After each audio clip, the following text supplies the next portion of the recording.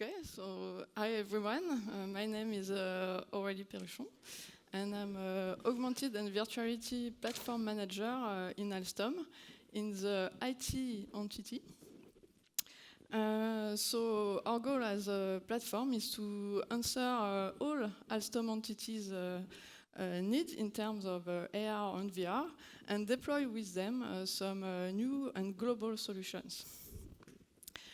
So let's start with a short overview of Alstom, so you can more understand our context. So our main activities is to build train. So we go from the tram, metro, suburban train to high-speed train. And lately we even have a bus. But we have also other types of activities, like for instance, a customer can order a train with some services that go with it, like maintenance services or modernization services for the train. We have also a signaling activity and what we call a system activity, where we will build not only the train and deliver not only the train, but the full infrastructure that go with it. So I'm talking about the track, the station, and the depot. So we have some infrastructure also that we can deliver. We are a global company and we have a lot of sites all around the world. Let's just keep focus on, for instance, engineering sites. That will be very important for the rest of my presentation. If we only talk about engineering sites, we have about 15 sites all around the world, and they will need to collaborate together during the design phase. So, for instance, when we build a train, we will have one site that will do the driver cab, one other site that will do the car buggy shell, one other site that will do the buggy, and other sites that will do other equipment. So you understand that one of our main focus will be on real-time collaboration. Okay, so let's start with a short video that will show you a panel of our VR activities.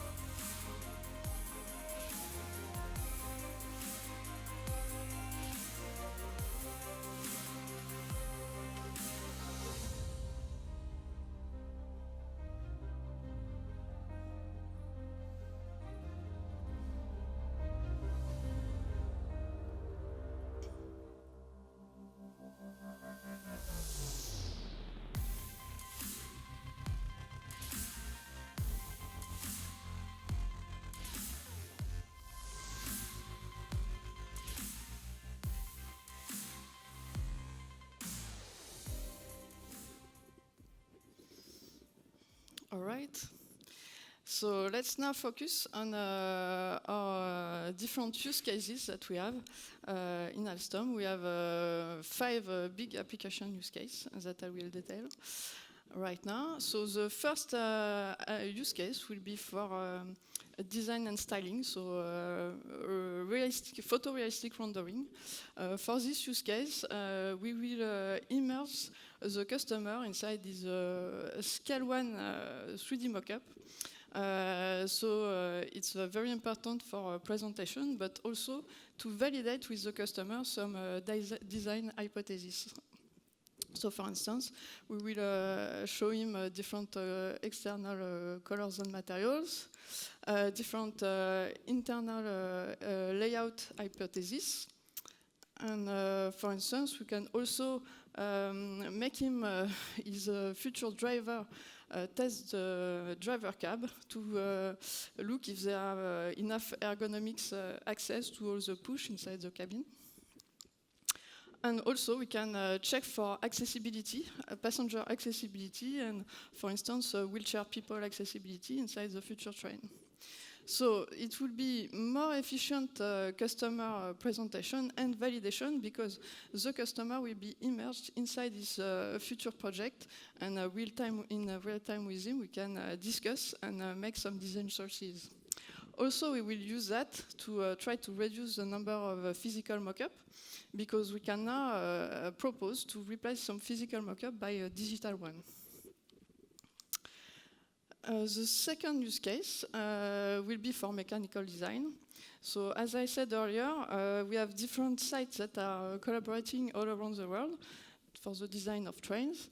And before, what they will do is every site will go and look in a review to a small area, the zones that he is designing.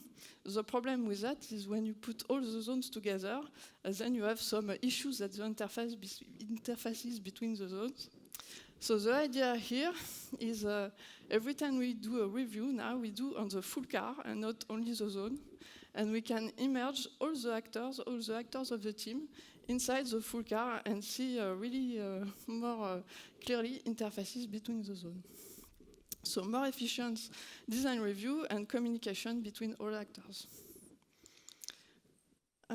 Then we have the infrastructure. So we have the 3D of the trains, but we have also 3D of the buildings.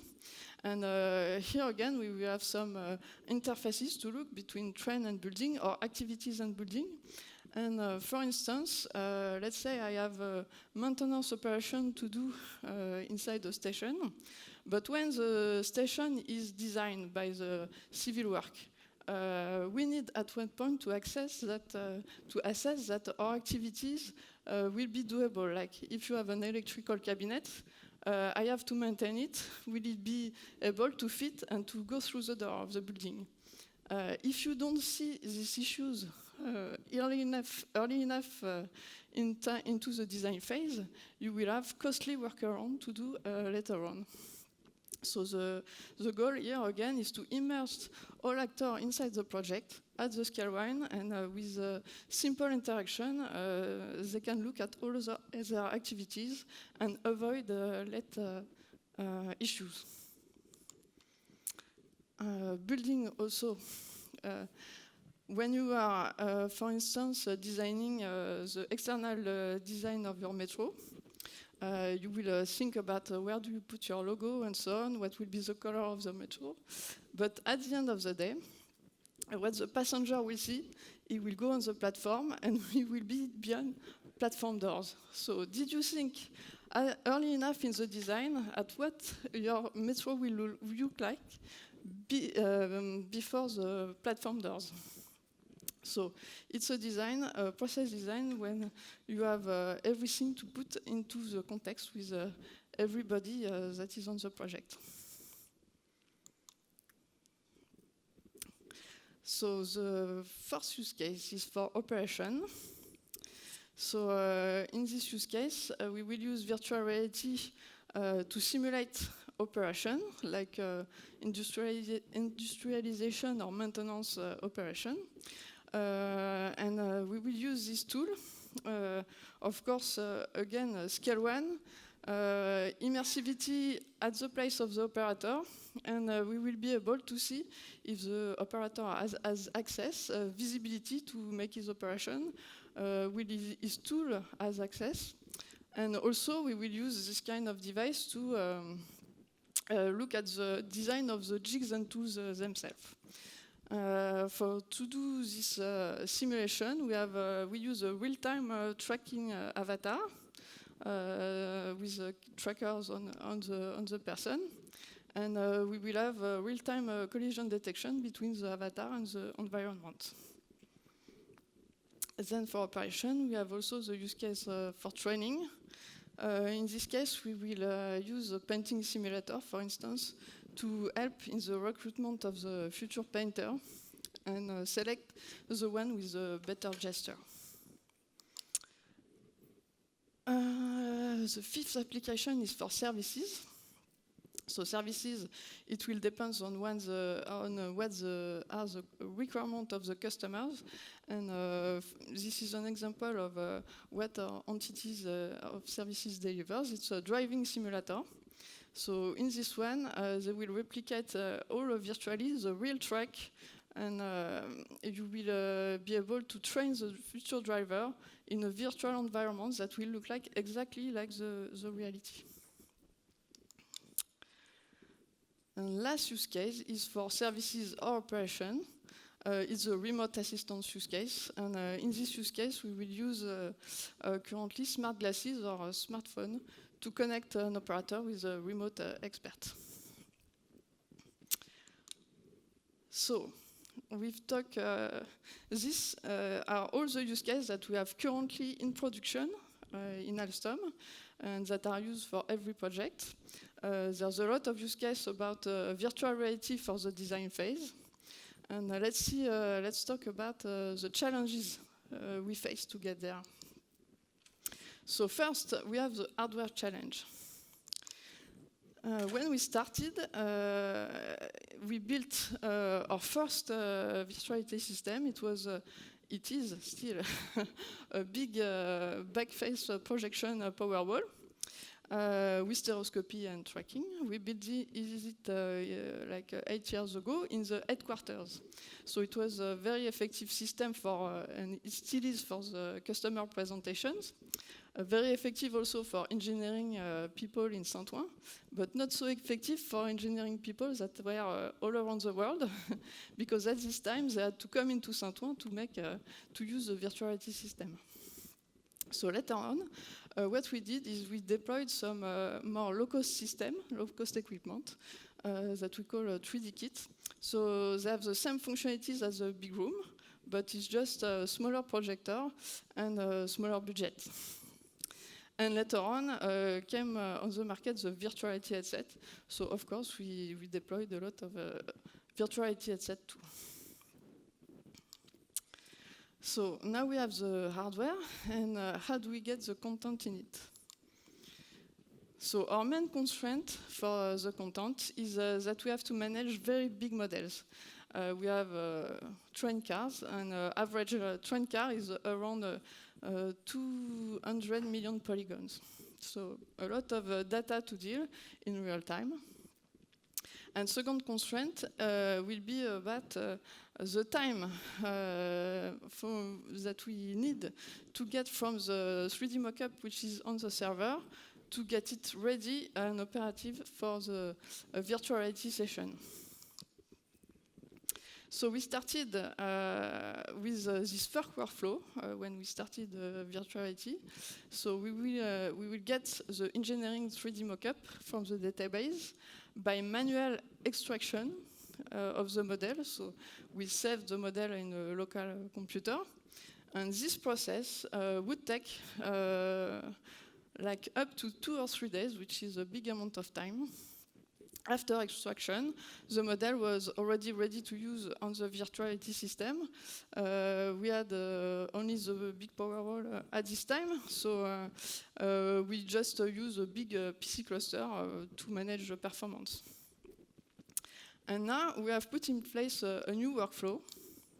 So this new workflow will still get the engineering 3D mockup, but with all the metadata that goes with it, so all the bill of material information, we automatically extract this mockup and automatically optimize this mockup.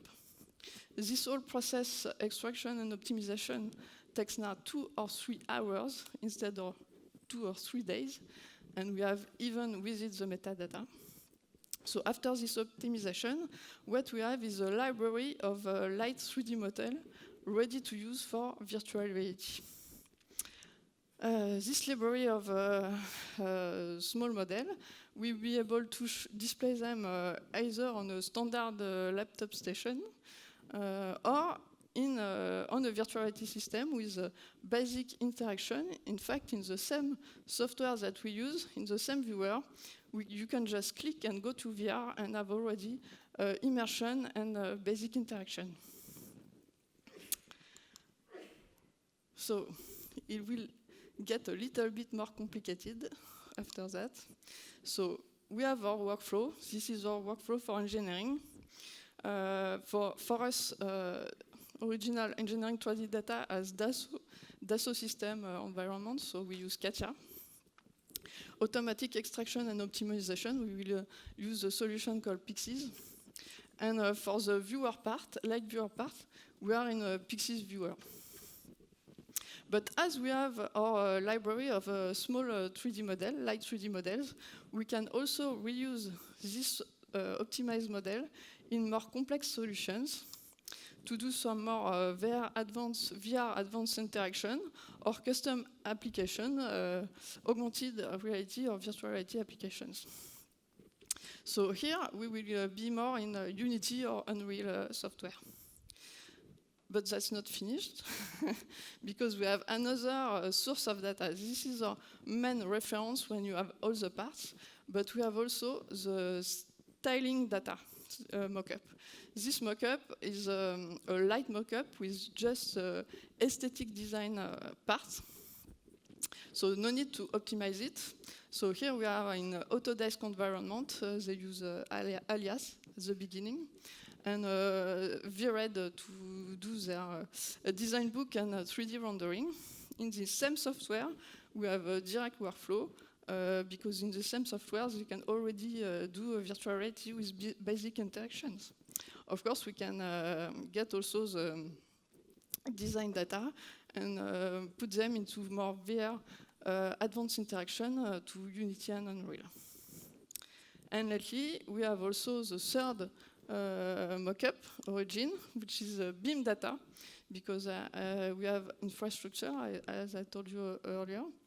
And this BIM mockup, we are currently looking to integrate it also into our automatic workflow. So we have our content. Our content is able to run on several devices. Laptop, projector, stereoscopic wall, virtual reality headset. And this 3D content, with our software, we are able to do some real-time collaborative 3D reviews.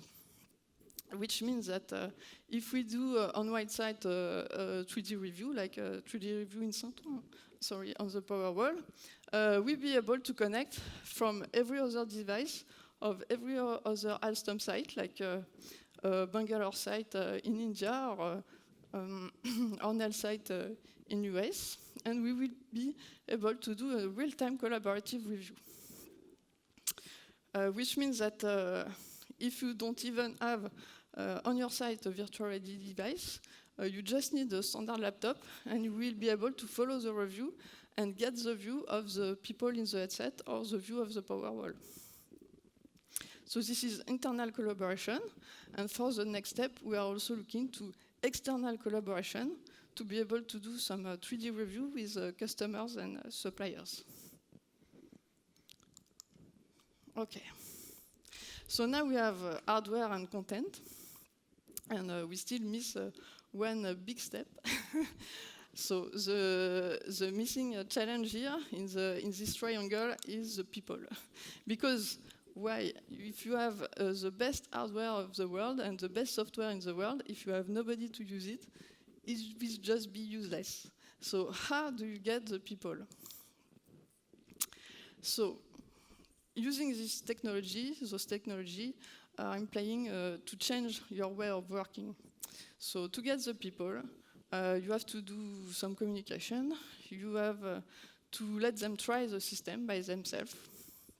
You can also write some methodologies and integrate some virtual reality gates into your development cycle.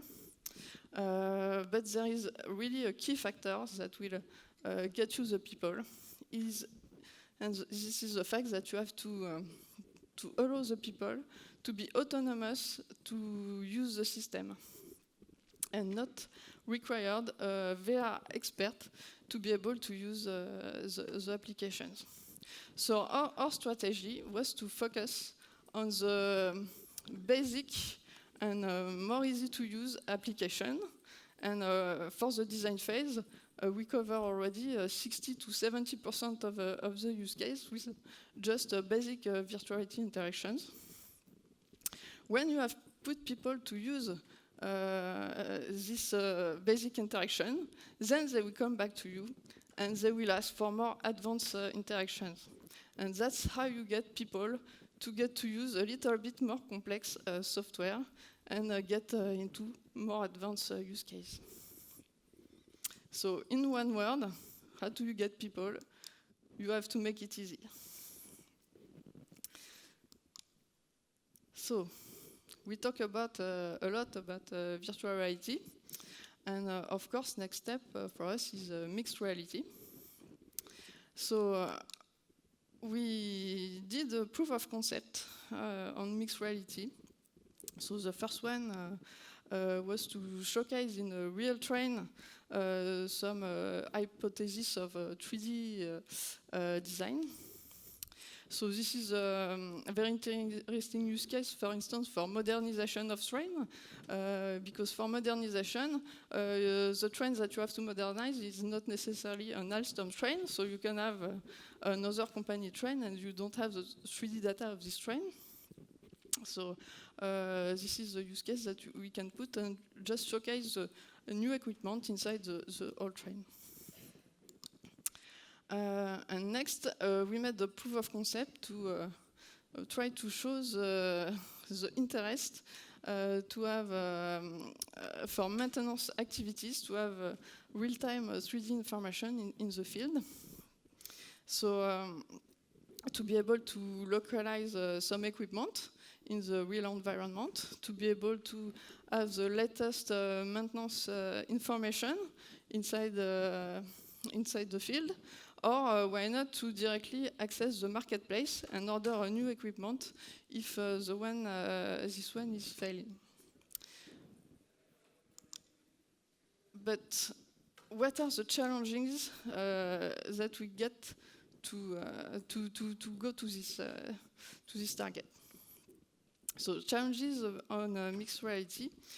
First, you have the hardware, because if you talk about putting in place some mixed reality for all operation, you have operators, and will they be able to wear a headset all day long for operation? Or,